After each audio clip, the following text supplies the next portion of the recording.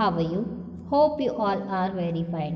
Children, we are studying about the nationalism in India, and today's we will study about the conclusion of this lesson.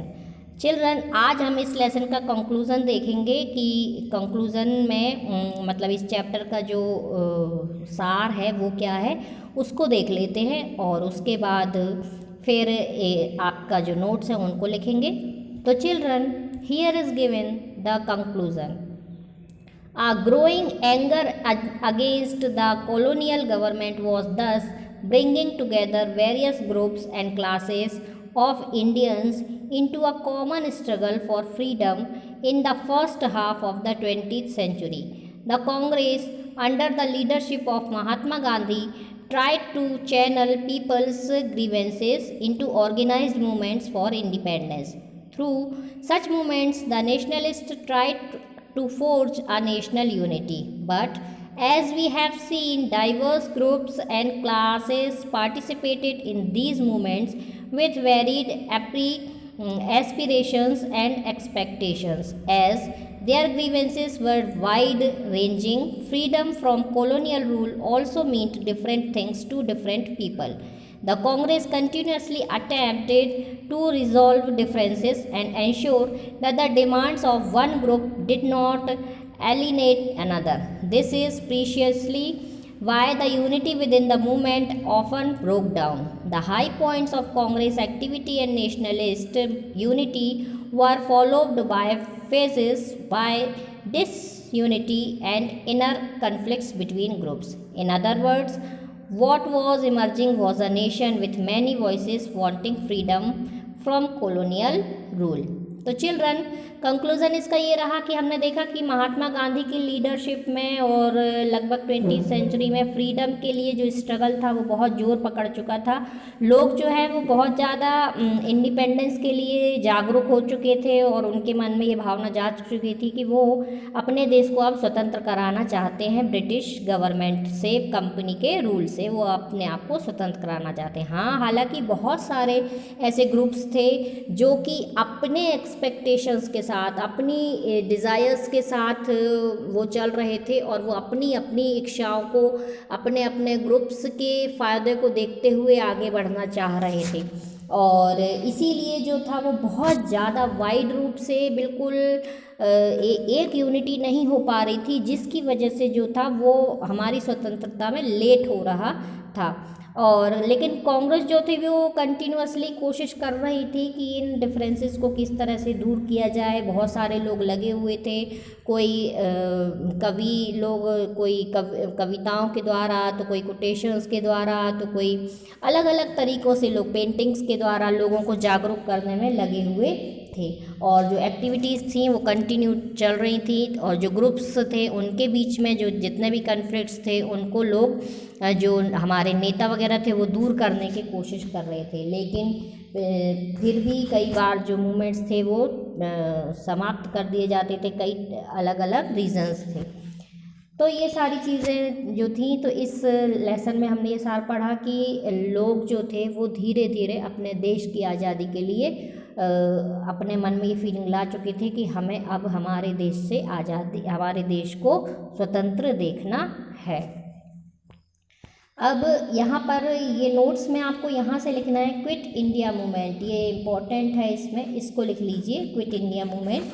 ये notes में आप लिखेंगे कि the failure of the Cripps mission and the effect of world war second created wide spread discontentment in India. This led Gandhi ji to launch a movement calling for complete withdrawal of the British from India. The Congress Working Committee in its meeting in Wardha on 14 July 1942 passed the historic Quit India resolution demanding the immediate transfer of power to Indians and quit India.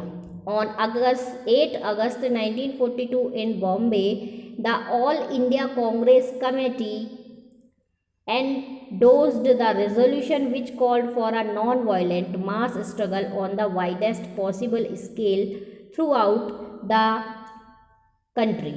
It was on this occasion that Gandhiji delivered the famous Do or Die speech. The call for Quit India almost brought the state machinery to a standstill in large parts of the country as people voluntarily threw themselves into the thick of the movement. People observed hartals and demonstrations and processions were accompanied by national songs and slogans. The movement was truly a mass movement which brought into its ambit thousands of ordinary people, namely students, workers, and peasants. It also saw the active participation of leaders, namely Jai Prakash Narayan, Aruna Asaf Ali, and Ram Manohar Lohia, and many women such as Matangini Hazra in Bengal, Kanaklata Barua in Assam, and Rama Devi in Odisha. The British responded with much force, yet it took more than a year to suppress the movement. देखिए, quit India movement जो है आपको मालूम ही होना चाहिए। और Cripps mission की जब फेलर हो गई तो सेकेंड वर्ल्ड वार के समय में बहुत ज़्यादा हमारे भारत में जागरूकता फैल चुकी थी और गांधी जी ने अब बोल दिया कि अब तो ब्रिटिशर्स को हमारे देश से जाना ही पड़ेगा।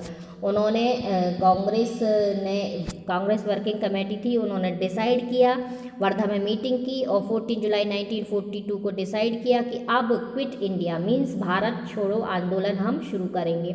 और इसमें उन्होंने बोल दिया कि जो ब्रिटिश कंपनी है उनको इमीडिएटली हमारे भारत को छोड़कर जाना होगा और सारी पावर्स हम इंडियंस को सौंपनी होंगी। 8 अगस्त 1942 को बॉम्बे में इंडियन कांग्रेस कमेटी ने क्विट इंडिया मूवमेंट जो था उसका शुरुआत कर दी। और लेकिन किस तरीके से, नॉन वायलेंट तरीके से उन्होंने की। गांधी जी ने वहीं पर जो अपनी फेमस स्पीच थी वो दी कि करो या मरो, डू और डाई।